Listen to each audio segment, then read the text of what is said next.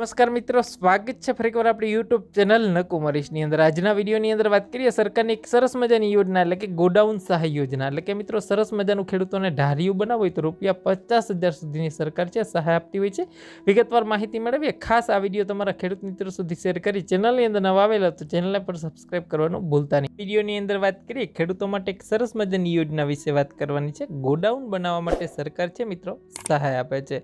Godown એટલે કે મિત્રો પાક સંગ્રહ સ્ટ્રક્ચર જે મારે છે વાડી ખેતરે છે તમારો પાકનો સંગ્રહ કરવા માટેનું સ્ટ્રક્ચર એટલે કે જે ઢારીઓ આવે છે મિત્રો બનાવવું હોય તો એમાં સરકાર છે સહાય આપતી હોય છે. વાત કરીએ મળવાપાત્ર સહાય શું રહેશે. જો તમે સામાન્ય જાતિના ખેડૂતો, અનુસૂચિત જાતિના ખેડૂતો કે અનુસૂચિત જનજાતિના ખેડૂતો તો કુલ ખર્ચના 50% અથવા ₹50,000ની સહાય છે મિત્રો ઢારિયું બનાવવા માટે મળે છે. જે બેમાંથી ઓછું હોય એ તમને મળવાપાત્ર થશે મિત્રો. હવે વાત કરીએ ફોર્મ છે કઈ જગ્યાએ ભરવાના થશે તો ફોર્મ છે આ ખેડૂત પોર્ટલ ઉપર જ તમારા ફોર્મ ભરવાના થશે અને આ યોજના છે મિત્રો હવે ટૂંક સમયની અંદર જ શરૂ થશે અને વહેલા તે પહેલાના ધોરણે થશે. જ્યારે થશે મિત્રો ત્યારે વહેલા તે પહેલાના ધોરણે તમે વહેલા ફોર્મ ભરેલું હશે તો તમારો વાલો છે એ પહેલાં આવશે. તો ખાસ કરીને વહેલા તે પહેલાના ધોરણે રહેશે.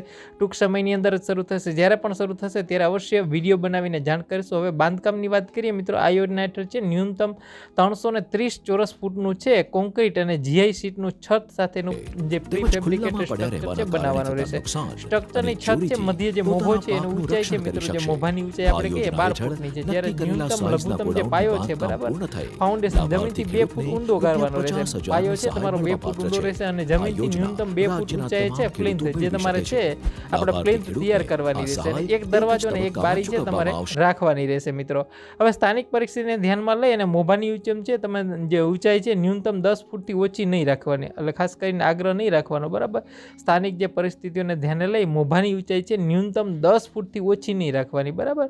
તેનાથી ઓછી ઊંચાઈવાળું સ્ટ્રક્ચર સહાય માટે છે માન્ય નહીં રહે અને ફાઉન્ડેશન છે પ્લિન્થ સુધી તેમજ જે ફરતી દિવાલોમાં ચણતર કામ કરી અને ફ્લોરિંગ અને જે પીસીસીનું પાકું જે કહેવાય ને કરવાનું રહેશે એટલે પ્લાસ્ટર કરવાનું રહેશે.